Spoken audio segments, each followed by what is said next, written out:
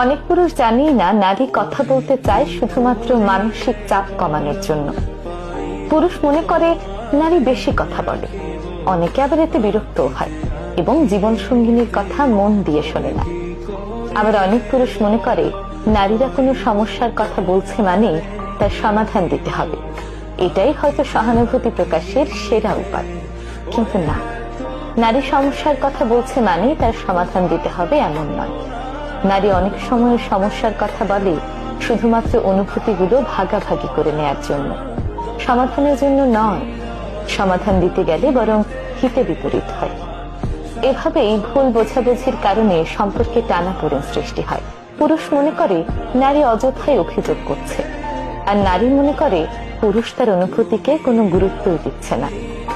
সবসময় সমস্যা সমাধানের জন্য নারী বলে না, সমাধানের জন্য সবসময় কথা শুনতেও নেই। মাঝে মাঝে অনুভূতি বোঝার জন্য শুনতে হয়। শুধু এটুকুই বলুন, হ্যাঁ আমি তোমার পরিস্থিতি বুঝতে পারছি, এটা ভীষণ কঠিন, আমি তোমার পাশে আছি। এটুকুতেই নারী অনেক বেশি শান্তি পায়। যদিও পুরুষের স্বভাবই হলো সমাধান দেওয়া, তাই কথার মাঝে মাঝে ছোটখাটো দিক নির্দেশনা দেওয়া যেতেই পারে। যেমন, শুধুমাত্র তোমার সাথে শেয়ার করলাম, তাই আপনার জীবন সঙ্গিনীর কথাগুলো মন দিয়ে শুনুন। এতেই দেখবেন তার অভিযোগ অনেকাংশে শেষ হয়ে গিয়েছে।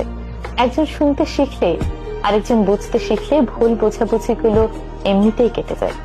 কারণ সম্পর্ক টিকে থাকে বোঝাপড়ার উপর, বিতর্কের উপর নয়।